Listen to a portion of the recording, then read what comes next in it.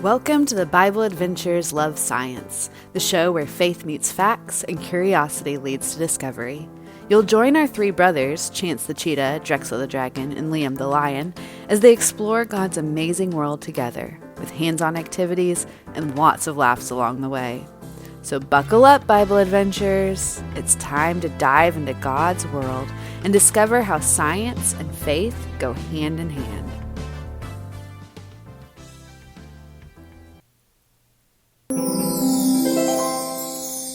The treehouse buzzed with prehistoric excitement.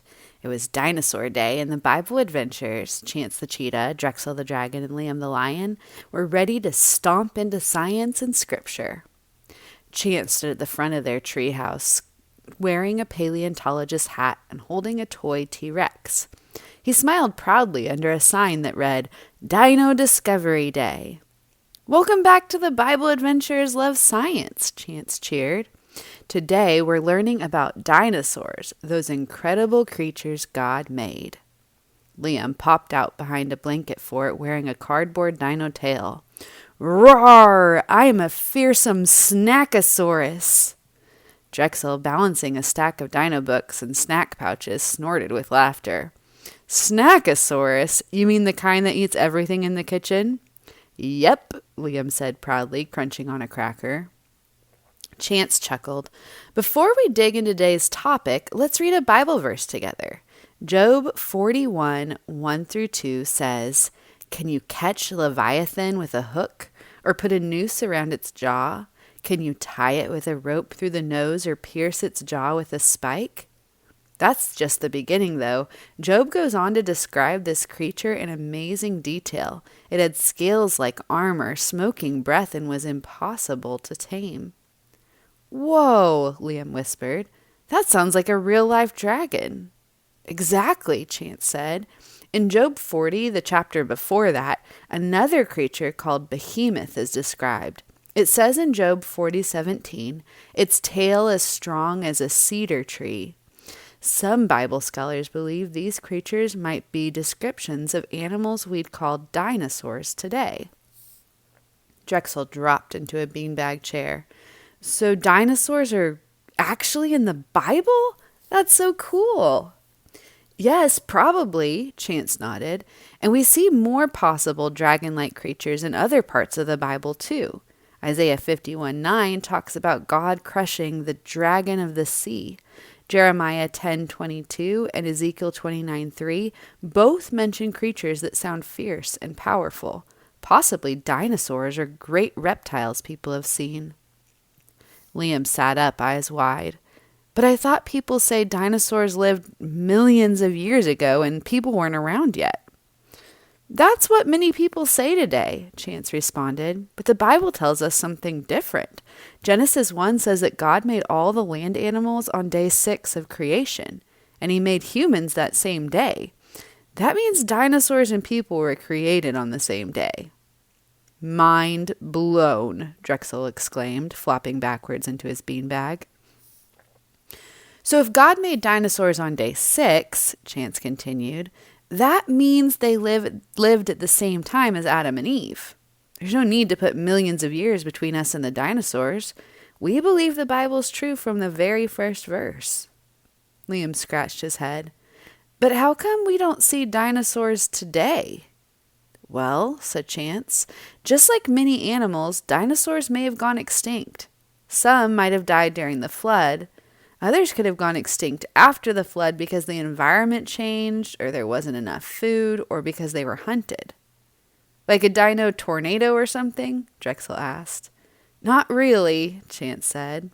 After the flood, the Earth's climate changed a lot. Food was harder to find. Temperatures were different, and new challenges appeared. Big animals like dinosaurs may not have been able to survive in the new world. Liam whispered, I wish I could see a real dinosaur. Well, Chance smiled, some creatures we see today might be dino relatives. Crocodiles, Komodo dragons, and some huge birds look like smaller versions of the giant reptiles God made in the beginning. Drexel leaned forward. Wait a minute. If dinosaurs were around back then, wouldn't there be stories about them? Yes, said Chance. There are legends of dragons all over the world. In China, people told stories about dragon-like creatures that lived in rivers and caves. In Europe, knights talked about slaying dragons. Native American carvings show big reptile-like beasts. These stories could be people remembering real animals, dinosaurs they saw or heard about. Liam blinked. So dragons were just what people called dinosaurs before they made up the word dinosaur? Exactly, said Chance. The word dinosaur wasn't invented until 1841. It comes from two Greek words, deinos, meaning terrible or fearfully great, and sauros, meaning lizard. So it means terrible lizard. Since the Bible was written long before that, it doesn't use the word dinosaur. But that doesn't mean dinosaurs didn't exist back then. People just called them different names, like dragons or great beasts. Before that, people used words like dragon or serpent, and in some ancient art, people drew creatures that looked just like the dinosaurs we find in fossils, before most of the dinosaur fossils were discovered. Drexel opened a book and pointed to a cave drawing. This looks like a long-necked dino. Chance nodded. It really does. There's also a carving at a temple in Cambodia that looks like a stegosaurus, and that carving is over 800 years old. Liam bounced on the couch. So the Bible, legends, and old art all point to the same thing? People and dinosaurs lived at the same time? Chance smiled. Yes, when we look at the Bible and the world around us, everything fits. Dinosaurs were amazing creatures made by God, not accidents, not monsters. They show his creativity and power. Drexel said thoughtfully, so they're not just for museums, they're part of God's story. Yep. To try something in the car, Chance said, make a dino tail with your hand. Curl your fingers and sweep it across your lap. Imagine how strong a real dinosaur's tail must have been. It could knock down trees.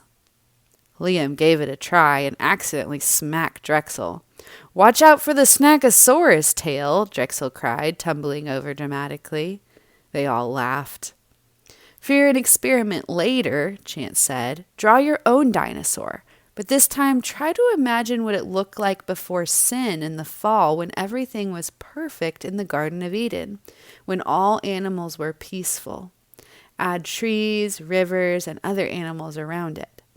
What do you think the world was like when everything was very good, like it says in Genesis 1:31?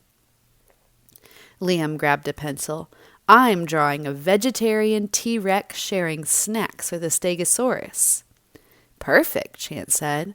Some scientists think many dinosaurs may have been plant eaters at first. Genesis tells us that in the beginning, animals and humans only ate plants. It wasn't until after sin entered the world that death and hunting started. Drexel added, so even big, scary-looking dinos could have been peaceful?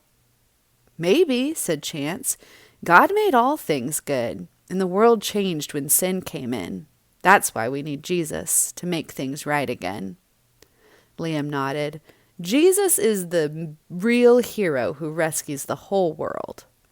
Chance smiled. That's right. And even dinosaurs, as amazing as they are, remind us how big and powerful our Creator God is. They show that God is strong, creative, and worthy of our worship. Drexel tapped his notebook. So let's review what we learned. 1. God made dinosaurs on day 6 of creation, the same day as humans. 2. The Bible describes creatures like Behemoth and Leviathan that might have been dinosaurs. 3. Stories of dragons in history may be memories of people seeing real dinosaurs. 4.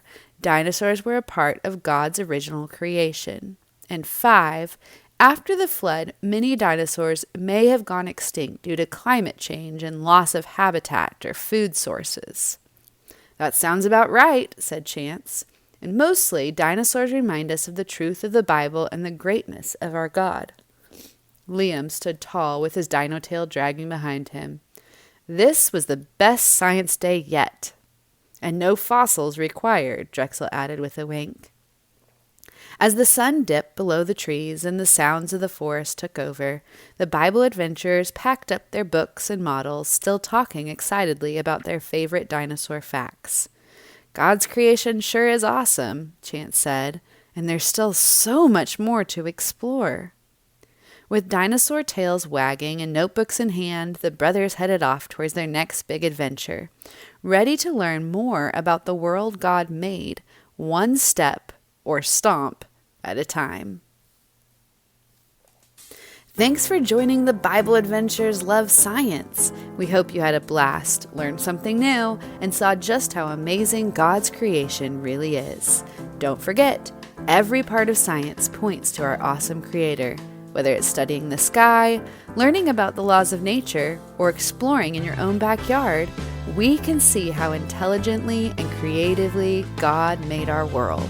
See you next time, and remember, God gave you a mind for questions and a heart for wonder.